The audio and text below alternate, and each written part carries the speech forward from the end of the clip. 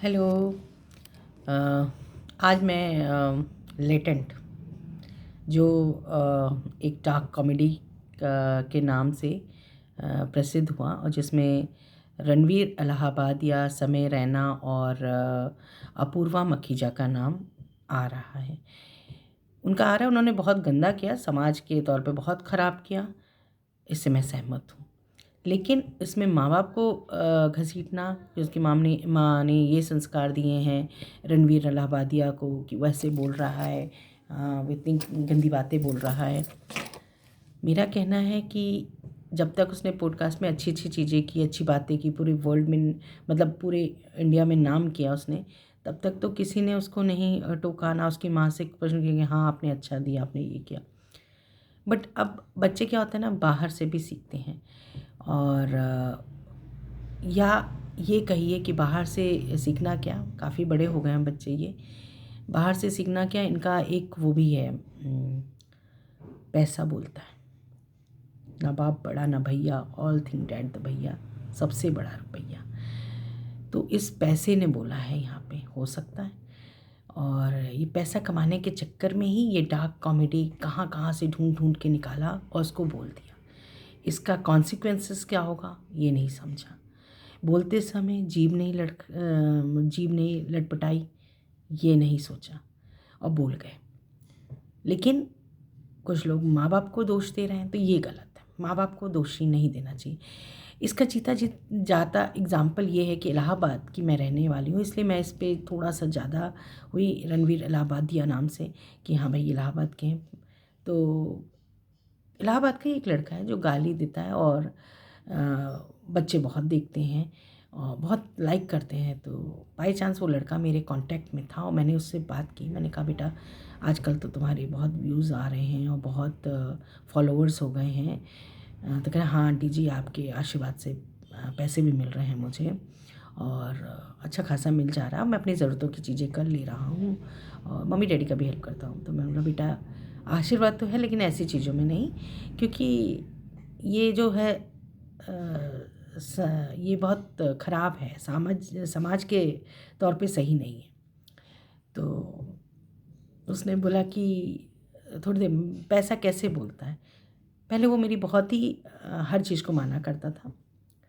फिर उसने एक ही जवाब दिया, उसने कहा कि आंटी जी ऐसा है कि आपके बेटे को, मैंने बोला मेरा बेटा भी देख रहा है और इसमें गाली गलौज आगे चल के वो लोग वैसे ही बनना चाहेंगे। वो कहते हैं कि क्या एकदम टाइमली इनका गाली निकलता है, कितना अच्छा करते हैं। तो बेटा अच्छी चीज़ें भी, तुम्हें टैलेंट है, तुम अच्छी चीज़ें भी परोस सकते हो, समाज को अट्रैक्ट कर सकते हो क्योंकि वो टैलेंट है तुम में, तो गंदी चीज़ें क्यों। तो कहा कि आंटी जी आपके बेटे को फ़ोन मैंने ख़रीद के दिया है, मैं कहता हूँ देखे ना देखे मेरा, आप ब्लॉक कर दीजिए मेरा, अपने बेटे से कहिए ब्लॉक कर। ये कुछ नहीं, ये पैसा बोला, घमंड बोला। तो ये जो आजकल की पीढ़ी है ना, बड़ों को बेइज्जती करने में बहुत तेज है। खैर उसका तो राह चलते लोग जैसी गाली देते वैसा बोला, वैसा बोलता था। लेकिन रणवीर इलाहाबादिया, अपूर्वा मखीजा और समय रैना को तो ऐसा सर पे बैठाया था, उनके मीम्स बना के शेयर करना और उनको डार्क कॉमेडी का बादशाह बोलना, ये सब बहुत चला। और उनके भी यंगस्टर्स जितने भी थे बड़े फ़ैन यंगस्टर्स। मैंने नाम भी नहीं सुना था, जब मेरे बच्चे ने ही मुझे दिखाया कि मम्मी ये बहुत अच्छा बोलते हैं, सुनो सुनो। तो मैंने आधे में ही बोला था कि ये क्या गंदी चीज़ें देखते हो, दिखाते हो, तुम लोगों को शर्म नहीं आती। बैन कर देना चाहिए गवर्नमेंट को। ये क्या है कि ये सारी चीज़ें मतलब तुम्हें शर्म भी नहीं। अरे मम्मी तुम तो बस पुराने ख्यालात की हो। गाली गलौज नए ख्यालात, मॉडर्निटी है। तो ठीक है छोड़ दिया। उसके बाद ये इसका इसका बहुत नाम है, बस नाम के ऊपर बच्चे जाते हैं और देखते हैं और फिर दोस्त पसंद कर रहे हैं, हम भी पसंद कर रहे हैं। तो बोला तो बहुत गलत, रणवीर इलाहाबादिया ने भी बोला बहुत ही गलत।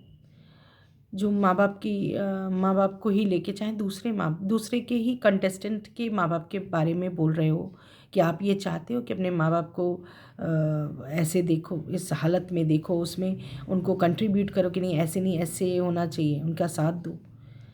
कैसे मुँह से निकला ये बात? चाहे आपने गूगल से सर्च करके बोला, बट कैसे निकला? आप भूल गए अपने संस्कार। आपके कहाँ से आ रहे हैं आप भूल गए? आपके देश में ये शोभा देती हैं? नहीं।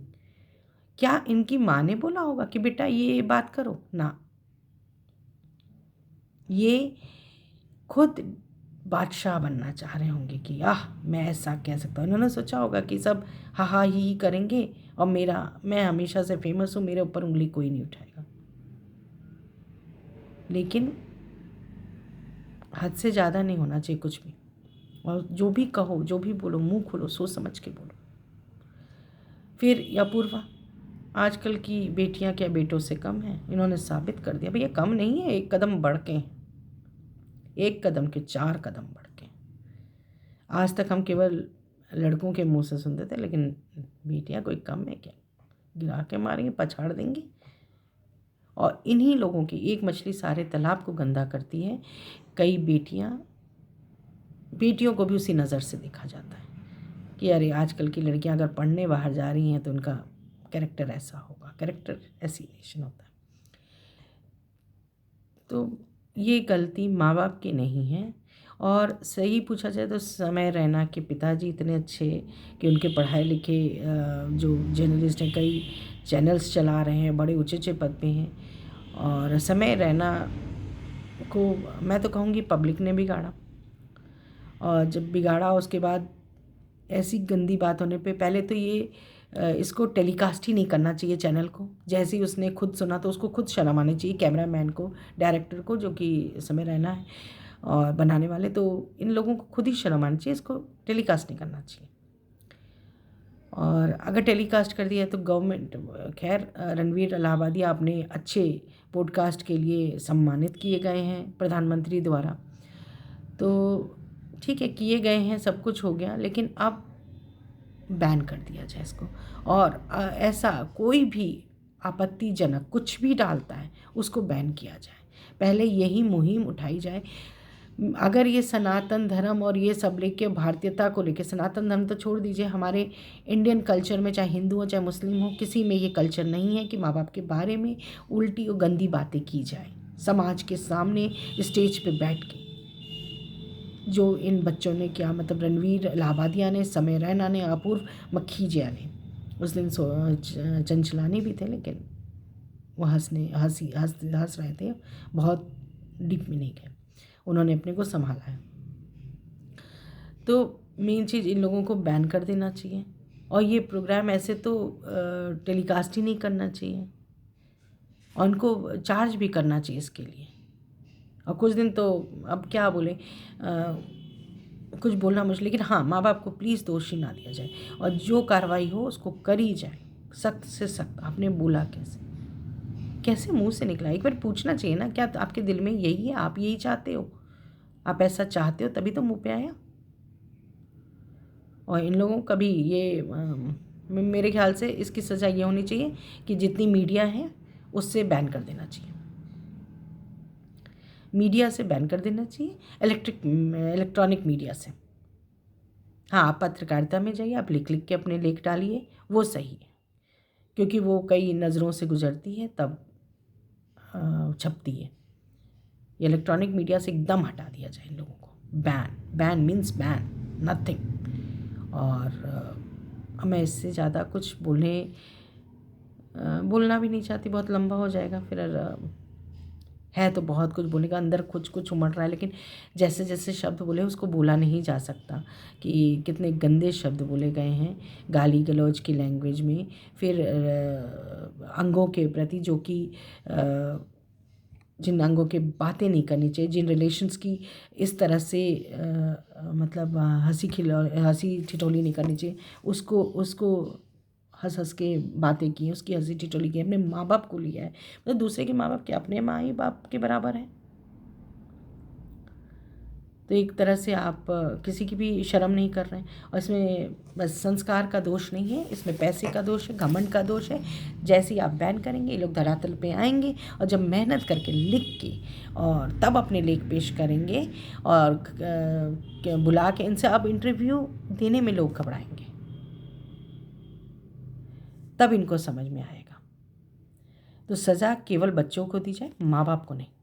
माँ बाप ने संस्कार गलत नहीं दिए, बच्चा बिगड़ जाए बाद में पैसों के घमंड में, छोटी उम्र में ज़्यादा पैसा कमाना भी इसका कारण हो सकता है। धन्यवाद आपकी। अगर मेरी बात अच्छी लगी हो तो प्लीज़ सब्सक्राइब करिए मेरे चैनल को, मेरा मनोबल बढ़ाइए और